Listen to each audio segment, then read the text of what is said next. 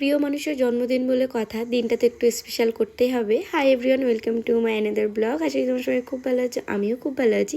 জেভিএস family ব্লগের আরেকটা সুন্দর ব্লগে তোমাদের সবাইকে স্বাগত। আমার প্রিয় মানুষটার জন্মদিন ছিল ওই 10ই নভেম্বর। আর 10ই নভেম্বরের আগের রাত্রেবেলায় গিয়েছিলাম আমি একটু কিছু কাজে, ফেরার পথেই নিয়ে চলে গিয়েছিলাম একটু ফুলের দোকানে। জন্মদিন বলে কথা, একটু ফুল না হলে হয় বলুন? তাই সেখান থেকে কয়েকটা ফুল নিয়ে আমি ওই কাকুকে দিয়েছিলাম একটা ছোট্ট দেখে তোড়া বানিয়ে দিতে। তারপরেই তোড়া নিয়েই ট্রেন চড়েই আসার পথে একটা কেকও নিয়ে নিয়েছিলাম। আর ওই যে মধ্যরাতে একটা ছোট্ট দেখে সেলিব্রেশনও করেছিলাম। সকালবেলায় উঠেই থলি হাতে করে নিয়ে বাজারে গিয়ে করে নিয়েছিলাম মনের মতো কয়েকটা বাজার। ওই করেছিলাম একটু কাতলা মাছ, একটু নিহিরে মাছ, আর নিয়েছিলাম মাংস, একটু চিংড়ি, আর কয়েকটা টুকিটাকি জিনিস। জন্মদিনের দুপুরটায় টেবিল ভর্তি করে খাবার না সাজিয়ে দিলে আমার ঠিক মনটা ভরে না। আমাদের বিয়ে ছটা বছর চলে গেছে, আমি কিন্তু 6টা বছরই বড়মশাইয়ের এই জন্মদিনের দুপুরবেলাটায় চেষ্টা করি সব সময় টেবিল ভর্তি করে খাবারের জিনিসগুলো একটু সাজিয়ে দিতে।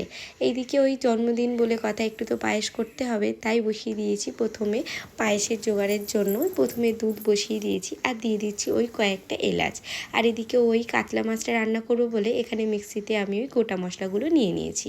আর এদিকে পায়েসে দেবো, তাই আগে থেকেই গোবিন্দভোগটাকে চালটাকে ধুয়ে আর চাল আর ঘি মাখিয়ে নিয়েছি। আর এদিকে কড়াইতে করছি কিন্তু ওই 5 রকম ভাজা। 5 রকম ভাজা অবশ্যই আমি এটা দিই, আমার ভালো লাগে তাই দিই।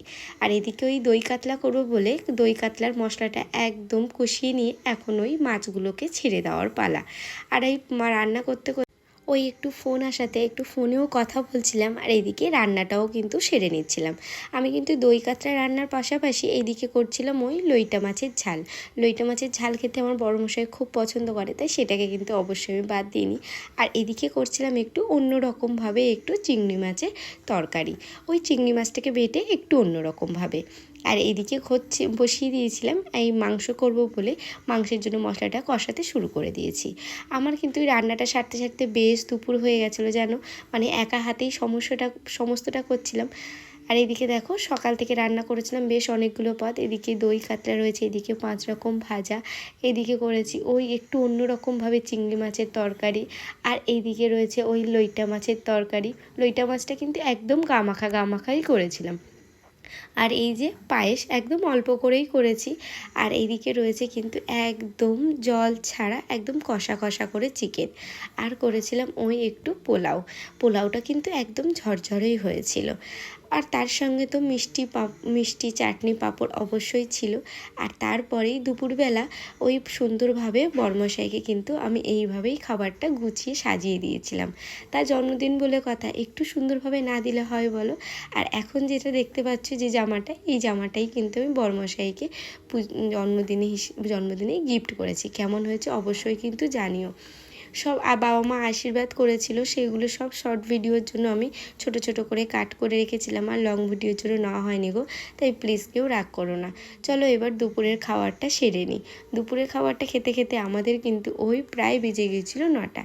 এখনও কিন্তু ব্লগটা শেষ হয়নি। আমরা কিন্তু আরও একটু অন্যরকমভাবে বার্থডেটা সেলিব্রেশন করবে বলে বেরিয়ে পড়েছিলাম রাত্রেবেলা একটু অন্য কোনো জায়গায় যাব বলে। কোথায় যাব ঠিক জানি না, দাদা বললো চলো যাই কোনো একটা জায়গায়, তাই সেখান থেকে আমরা বেরিয়ে পড়েছিলাম।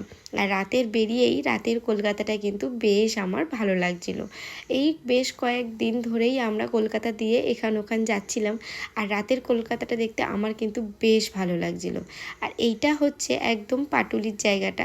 আমি অনেক সময় অনেকের ব্লগে এই পাটুলির জায়গাটা দেখেছিলাম, আমার কিন্তু বেশ ভালো লেগেছিল। তাই সেদিনকে যাওয়ার পথে পাটুলির এই এত সুন্দর রূপটা আমি আর ক্যামেরাবন্দি করতে ছাড়িনি, এটাকে সম্পূর্ণটাই আমি ক্যামেরাবন্দি করেছিলাম। সে যাই হোক, অনেকক্ষণ গাড়ি চালানোর পরেই আমরা চলেছিলাম আমাদের গন্তব্যতে, এই অ্যাক্রোপলিস মলে। এসেই এখানে দাদা দিদি ওরা ওদের গাড়িটা পার্কিং করছিল, এদিকে আমি আর আমার বড়মশাই দাঁড়িয়ে একটু ছবি তুলি। আর জানো তো, আমরা যখন অ্যাক্রোপলিস মলে এসে পৌঁছাই তখন বাজে ওই প্রায় রাত 9:30 মতো। তখন অলমোস্ট অনেকগুলো দোকান কিন্তু একদম বন্ধ হয়ে গেছে, কয়েকটা দোকান খোলা ছিল। তারপরেই আমরা চলে এসেছিলাম এই বারটাতে আসা কিন্তু আমার লাইফে এই ফার্স্ট টাইম আমরা বারে এসেছিলাম। চলো তোমাদের সঙ্গে একটু বারটা কেমন, মানে যারা এসছো তারা তো জানোই, আর যারা আসুনি তাদের জন্য ওই চলো একটু ঘুরিয়ে দেখাই।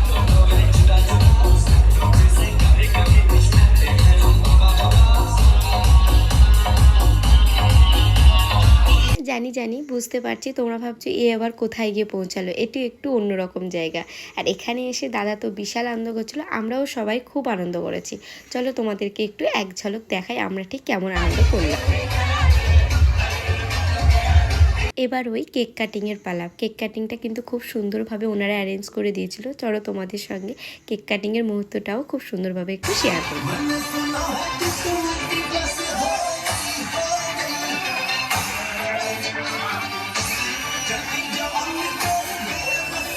Very happy birthday Dila in the house.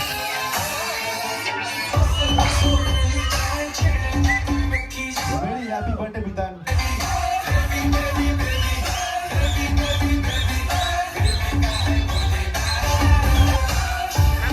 এবার আমাদের বাড়ি ফেরার পালা।